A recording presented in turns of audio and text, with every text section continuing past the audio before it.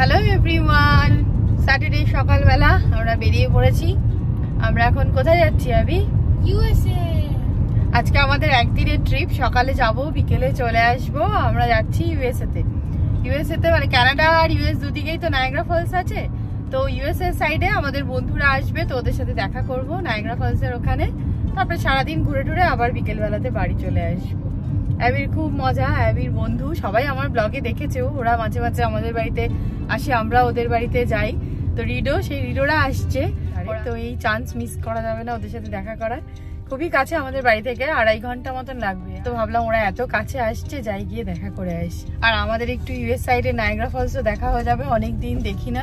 সেই অ্যাবির 18 মান্থসে নিয়ে গেছিলাম তোকে, তাই না? তারপরে আর গেছি আমরা যাইনি, অ্যাবির 18 মান্থসে গেছে। তো অ্যাবির হচ্ছে ইউএস সাইড থেকে নায়াগ্রা ফলস দেখা মানে ওর মেমোরিতে এটা ফার্স্ট টাইম। 18 মান্থস আর কি মনে থাকবে? হ্যাঁ, ছবি দেখেছিস, ছবিতেই মনে আছে। ছবিতেই মনে আছে। তো আমাদের সবার জন্যই আর কি পুরোনো মেমোরি। আবার যাচ্ছি, অনেকদিন পরে যাচ্ছি, তো ভুলেও গেছি, যাই গিয়ে দেখে আসি। বাড়ি থেকে যখন বেরোলাম তখন ঘড়িতে বাজছে 8:50। অত সকাল সকালেই কেউই ব্রেকফাস্টে সেরকম কিছু খেয়ে আসিনি, তবে খাবার দাবার প্যাক করে নিয়ে এসেছি। তাই ভাবলাম এখন যখন গ্যাস স্টেশনে যাচ্ছি তখন গ্যাস রিফিল করার পরে টিম হর্টন থেকে কফি নিয়ে নেব। টিম হর্টন থেকে কফি নেওয়া হয়ে গেছে, আর তার সাথে বাড়ি থেকে নিয়ে আসা চকলেট ক্রসা, এটা দিয়েই সকালের মোটামুটি ব্রেকফাস্টটা কমপ্লিট করে নিলাম। রাস্তায় বেরোনোর পরে অবশ্য আমাদের মনে হলো আরও একটু সকাল সকাল বেরোলে ভালো হতো। লাস্ট 2 উইকেন্ড না বৃষ্টি হয়েছে, তাই লোকজন সেরকম করে খুব একটা ঘুরতে পারেনি। সামারের তো আর এই 3-4টে উইকেন্ডই আছে, আর আজকের আবার ওয়েদারটা খুব ভালো, তাই মোটামুটি সবাই বেরিয়ে পড়েছে।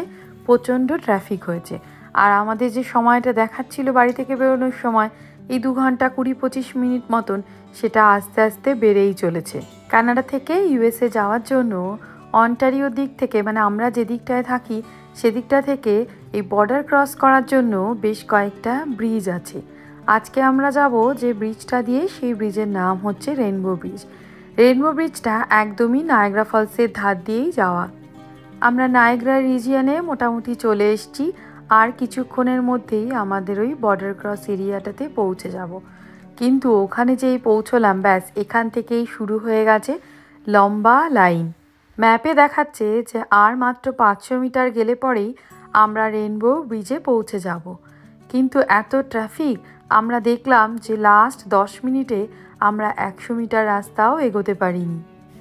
আর ম্যাপে কন্টিনিউয়াসলি +8 মিনিটস +5 মিনিটস এরকম করে করেই বাড়ছে।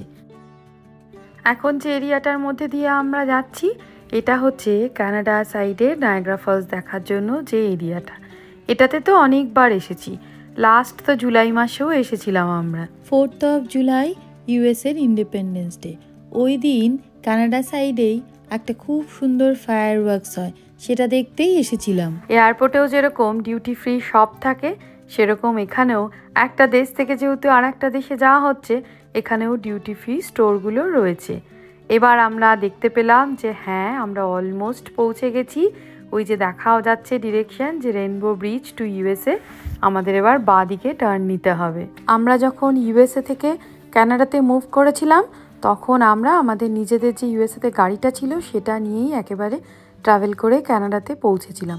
তখন অবশ্য এই ব্রিজটা দিয়ে আসিনি, অন্য একটা ব্রিজ দিয়ে বর্ডারটা ক্রস করেছিলাম। এই যে রাস্তার ধার দিয়ে রেলিং করা আছে আর এখানে লোকজন হাঁটছে, এটাও একটা অপশান। বর্ডার ক্রস না করতে চাইলে পরেও ইউএস বা কানাডা সাইডে কোনো একটা দিকে গাড়ি পার্ক করে তারপরে এই যে রেলিংয়ের ধারে জায়গাটা আছে, এটাতে হেঁটে হেঁটেই বোথ সাইডেরই নায়াগ্রা ফলসটা দেখা যায়। এখান থেকে ভিউটা কি সুন্দর লাগছে দেখতে। ওই যে দূরে যে ফলসটা, ওটা হচ্ছে কানাডা সাইডে, আর এই কাছ থেকে যেটা দেখা যাচ্ছে ওটা হচ্ছে ইউএস সাইডে। এই জায়গাটাতে এখন মনে হচ্ছে ট্রাফিক আছে, ভালোই হয়েছে, দেখতে দেখতে যেতে পারছি। আর একদম নিচের দিকে দেখতেও পাচ্ছি ওই স্টিম রোলারে করে একদম যেগুলো ফলসের ধারে নিয়ে যায়, দুদিকে ইউএস আর কানাডা, সেগুলোও যাচ্ছে। লাস্ট ইয়ার সামারে এরকম সময়ই এসেছিলাম, একটা সারা দিন এই নায়াগ্রা ফলসে যেসব অ্যাক্টিভিটিগুলো ছিল সেগুলো সব করেছিলাম। আমি যদি ওই লিঙ্কটা খুঁজে পাই তাহলে পরে ডেসক্রিপশন বক্সে দিয়ে দেবো। আমরা অলমোস্ট বর্ডারের কাছে পৌঁছে গেছি। ওই যে দেখা যাচ্ছে ইউএসএ আর কানাডার ফ্ল্যাগ, ওখানেই আমাদের বর্ডার ক্রস করার যে ফর্মালিটিসগুলো আছে সেগুলো করতে হবে। তবে সময় লাগলো প্রচুর। এই লাস্ট 2 ঘন্টায় আমরা মোটামুটি এই 2 কিলোমিটার রাস্তা ক্রস করলাম। নেক্সট টাইম থেকে এই ব্রিজ দিয়ে আসতে হলে পরে অনেকটা সকালে স্টার্ট করব। এই 7টা 7:30 নাগাদ বাড়ি থেকে স্টার্ট করে দেবো, তাহলে হয়তো এত ট্রাফিক হবে না। এটা অবশ্য আমাদের অনেক বন্ধুরাই বলেছিল যে রেইনবো ব্রিজ দিয়ে ক্রস করতে হলে পরে অনেকটা সকাল সকালই যেতে হয়। Thank you. আর এই যে এক্স্যাক্টলি এই জায়গাটা হচ্ছে ইউএস আর কানাডার বর্ডার। আমাকে ছবি তুলতে দেখে এরা কি সুন্দর নিচে থেকেই হাই করে ছবি তোলার জন্য বলল। বেশ ভালো লাগলো ব্যাপারটা। বর্ডার ক্রসিংয়ের এখানে কি বিশাল লাইন হয়েছে, এতগুলো লেন রয়েছে। ওই যে রেড কালার অবশ্য যেগুলোতে চলছে সেই লেনগুলো সব ক্লোজ, শুধুমাত্র গ্রিন কালারের যে লেনগুলো সেগুলো দিয়েই গাড়িগুলো যেতে পারবে। 2-2.5 ঘন্টা রাস্তা ভেবে আমরা তো মাত্র একটাই স্টপ দিয়েছিলাম, কফি ব্রেক। তারপরে তো আর কোনো স্টপ দিইনি। এখন তো সেখানে 4.5 ঘন্টা লেগে গেল। ফাইনালি আমরা পৌঁছে গেলাম ইউএসএতে। আমাদের গাড়ি থেকে যদিও নামতে হয়নি, আর আমাদের কাছে যেই শুনলো যে আমাদের একদিনের ট্রিপ, আজ বিকেলেই ফিরে আসবো, অ্যাবিকে আবার বলল সি ইউ ডুড। আমরা এখন আছি ইউএসএর নিউ ইয়র্ক স্টেটে। ওই যে দূরে ওখানে লেখাও আছে welcome to New York, the Empire State. ইউএসএতে পৌঁছেই আমরা এখন সোজা যাচ্ছি ইউএসএ শপিং মলে।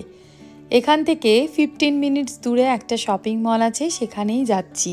কিছু কিছু জিনিসপত্র আছে যেগুলো আমরা না এই ইউএস থেকে কিনে নিয়ে যেতেই পছন্দ করি। যেরকম ইন্ডিয়া ট্রিপে গেলে পরে ইন্ডিয়ান ক্লোথ, শাড়ি, সালোয়ার কামিজ এগুলো ইন্ডিয়া থেকেই কিনে নিয়ে আসতে পছন্দ করি, যদিও বা কানাডাতে পাওয়া যায়। সেরকম একইভাবে ইউএসএতে যখনই আসি তখন মনে হয় যে ওগুলো কিনে নিয়ে যাই। অলমোস্ট 10 বছর ইউএসএতে ছিলাম তো, তার জন্য কিছু স্পেসিফিক শপ আছে, সেখানের কিছু কিছু জিনিস খুবই পছন্দের আমাদের। তবে এই মলটাতে আগে কখনো আসিনি। খুব বেশি সময় এই মলে থাকতে পারবো না, যেহেতু ট্রাফিকেই অনেকটা সময় আমাদের চলে গেল, কারণ আমাদের বন্ধুদের সাথেও তো দেখা করার কথা আছে নায়াগ্রা ফলসে। মলটার বাইরেটাও ভীষণ সুন্দর। তবে এখন আর এখানে দাঁড়ালাম না, এখন যাই, গিয়ে ঝুপ করে কেনাকাটাটা সেরে ফেলি, তারপরে ফেরার সময় একবার এদিকটাতে আসবো। মলে ঢুকতেই পেয়ে গেলাম আমাদের একটা পছন্দের শপ। এখান থেকে ইউএসএতে যখন ছিলাম আমি আর অমিত দুজনেই অফিসের ফর্মাল ওয়্যারগুলো কিনতাম। আর এই কোভিডের 2 বছর বাড়িতে বসে বসে যেগুলোর একটাও আমার এখন আর ফিট করে না। এই শপটাও খুবই পছন্দের, ইয়াঙ্কি ক্যান্ডেল। নিজেরাও কিনতাম, আবার গিফটিংয়ের জন্য অনেক জিনিসপত্র এখান থেকে কিনেছি, তাই ভাবলাম আজকে একটু ঘুরে যাই। হয়ে গেল আমাদের এখানে শপিং করা, সবাই টুকটাক জিনিসপত্র কিনেছি। অ্যাকচুয়ালি আমাদের আরও কিছু পছন্দের ব্র্যান্ড আছে যেগুলো ওখানে নেই, কিন্তু এখানে আছে, সেগুলো দেখলাম এই মলটাতে নেই। তো আর কি করা যাবে, আবার যখন আসবো তখন কিনবো। তো এখন এখানে এই জায়গাটা খুব সুন্দর, এটা কিন্তু একটা আর্ট, দেখে মনে হচ্ছে না হঠাৎ করে লোকজন দাঁড়িয়ে আছে। খুব সুন্দর জায়গাটা, এখানে দাঁড়িয়ে একটু ছবি তুলবো। এই যে এটা একটা নায়াগ্রা ফলসের মতন করেই বানানো, পুরো হঠাৎ করে দেখলে মনে হবে লোকজন দাঁড়িয়ে আছে।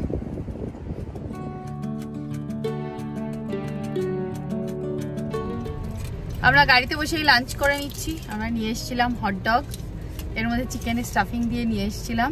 ওই হটডগের যে কি সসেস থাকে সেটা নয়, নিয়ে এসেছিলাম এরকম প্যাক করে। তো এখন এটাই খেয়ে নিচ্ছি লাঞ্চ হিসেবে। আমরা অ্যাকচুয়ালি ভেবেছিলাম কি আমরা 10:30 11টার সময় আসবো, অত সকালবেলা উঠে আমি সেরকম কিছুই খাইনি, মিল্ক অ্যান্ড চিরিওস খেয়েছে।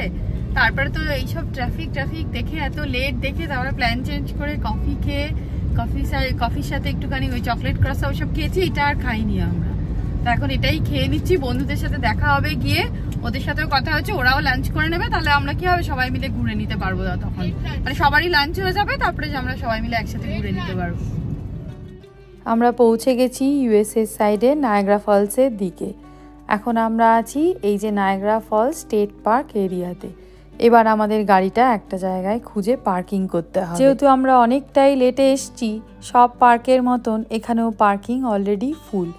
এবার আমাদের একটুখানি পার্কিং এদিক ওদিক কোনো বিল্ডিংয়ে করা যায় কিনা সেটা দেখতে হবে। পার্কিং ভালো জায়গাতেই পেয়ে গেছি। এই যে এখান থেকে দেখা যাচ্ছে লেখা আছে রেইনবো ব্রিজ, যেটা আমরা এক্ষুনি ক্রস করে এলাম।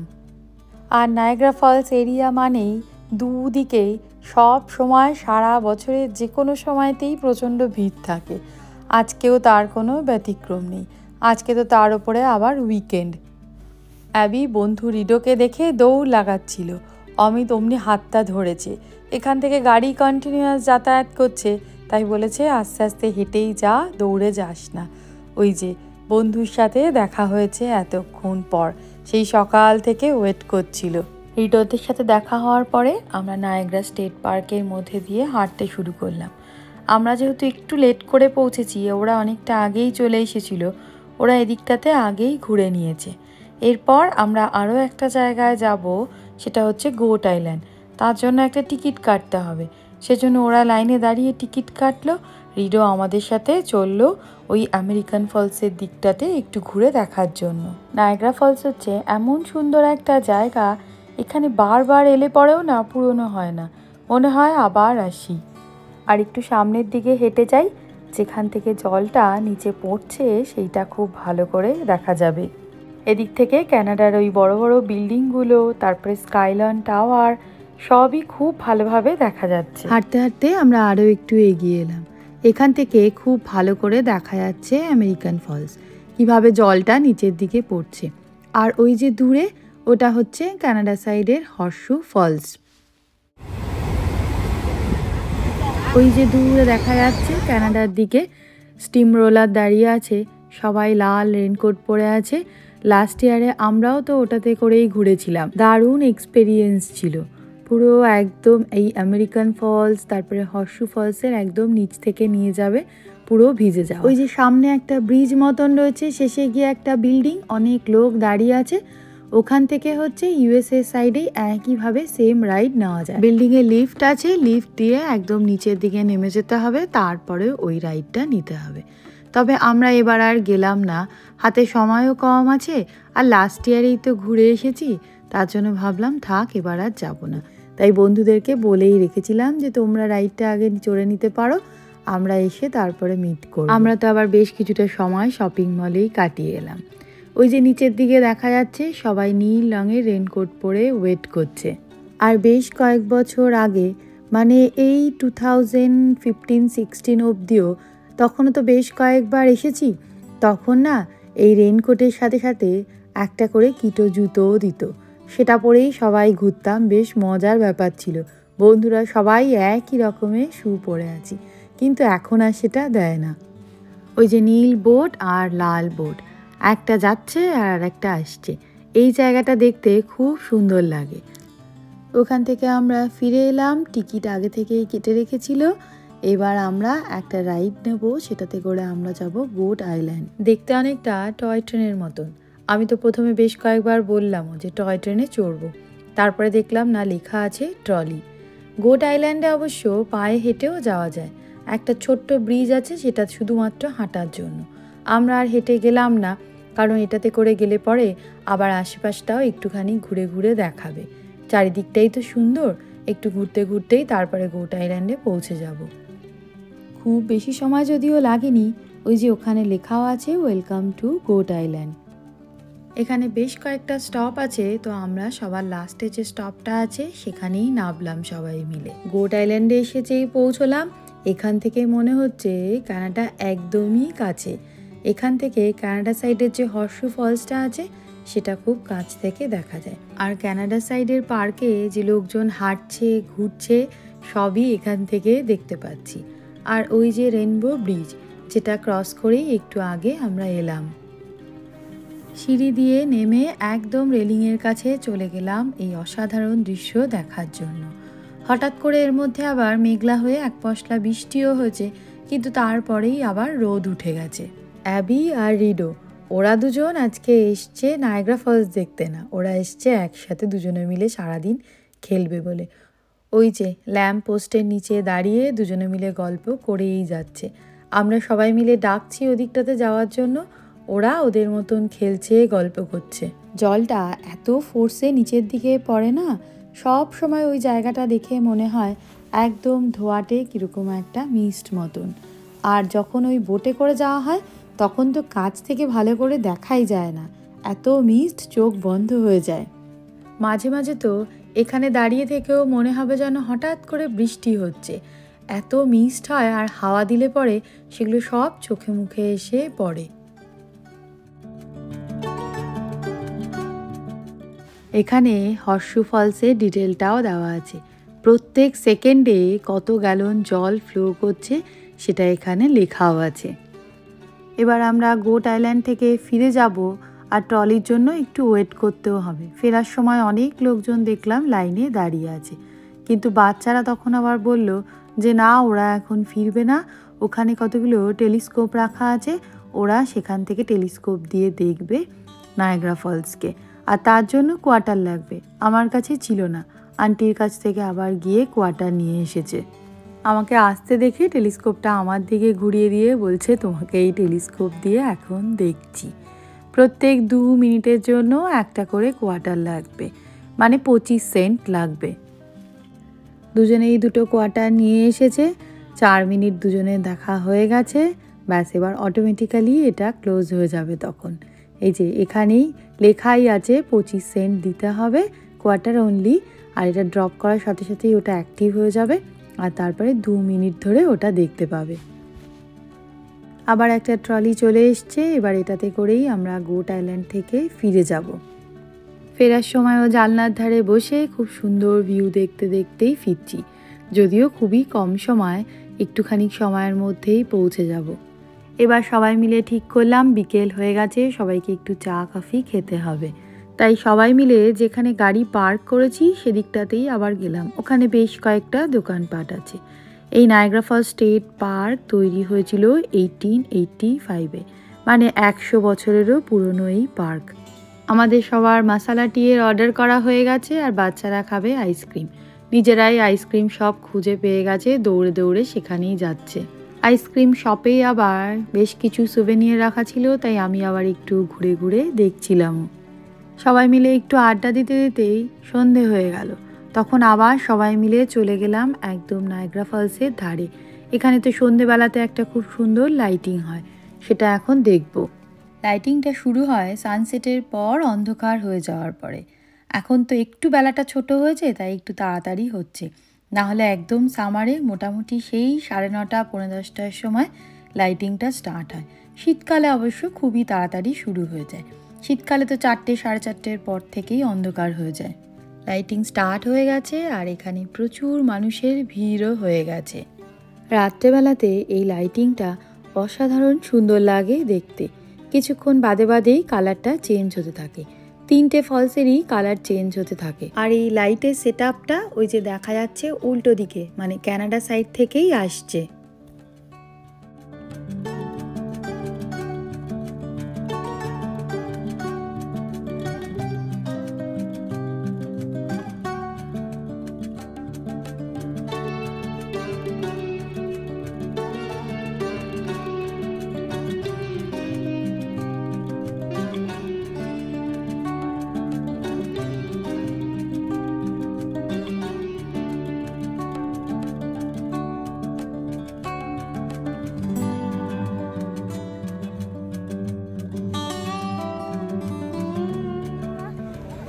হয়ে গেল আমাদের নায়াগ্রা ফলসে লাইটিং দেখা। এবার আমরা বাড়ি যাব। আমরা এখানে ডিনার করবো ভেবেছিলাম প্রথমে, কিন্তু এখান থেকে আর ডিনার করে বেরোচ্ছি না, কারণ আসার সময় আমরা এত ট্রাফিকে আটকেছি না। এখন ভাবছি আমরা জাস্ট বর্ডারটা ক্রস করে যাই, তারপরে কানাডা সাইডে গিয়ে কিছু একটা ডিনার করে নেবো।